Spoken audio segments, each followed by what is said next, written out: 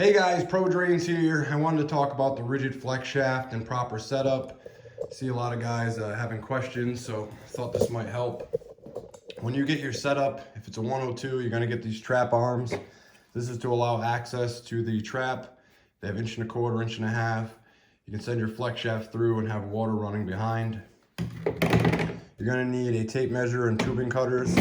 It comes with these Allen keys for the heads. When you first get set up, depending on whether you have a single, double, carbide, non-carbide, penetrating tip, you're gonna wanna see what change you need for the application you're doing, what pipe, what size. When you figure that out, you're gonna wanna measure in between the chains to determine what size you're gonna have so that you're getting that wall-to-wall clean and those chains are gonna spin at that size that you measure. That will determine the bearing in between that you're gonna need on your chains. You don't want much more than 1/4 inch exposed on each side. Let me get that showing. And then you're gonna have a bearing here beforehand. Again, not much more than 1/4 inch exposed on each side. There are applications where you might not have the bearing in between if you're going through some 1.5 inch or tight 2-inch bends. But most of the time you're gonna have your bearings and that's what's gonna determine the size. You're gonna use your tubing cutters to cut those bearings to fit in between and beforehand. Get your bearings slid on before the chains. You're gonna set your chains on and get your bearing in between, and then you're gonna tighten your Allen keys. You can use some Loctite if you feel you need it. I keep it, but I haven't had to use it yet. Get your Allen keys on there. You don't wanna try to set them like this and try to over tighten it.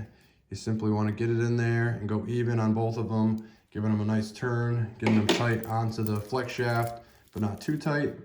Get it set up to what you need, and then you're ready to go.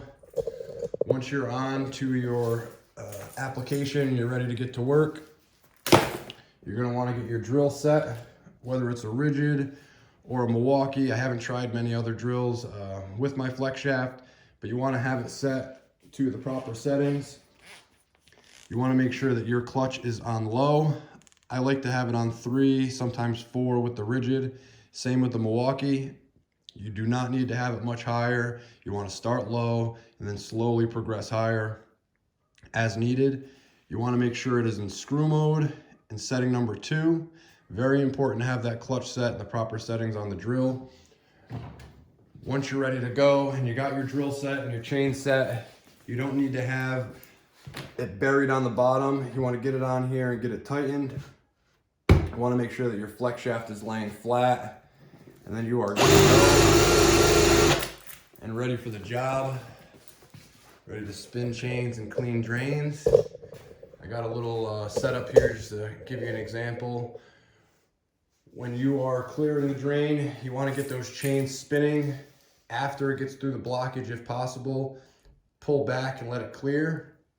If you're dealing with a clogged drain, obviously you're going to get it in there and get it flowing, and then you can deal with cleaning it.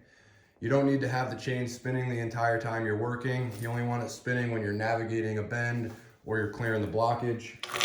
You'll see here, when we get to the bend, you're gonna wanna engage your chains by spinning the drill, and it'll easily guide through.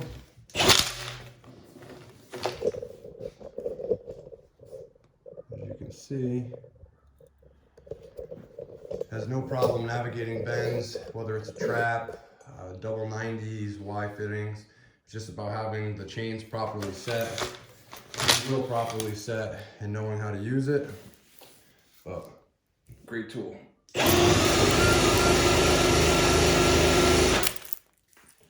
Use it properly, and you're good to go. Flex shaft for the win.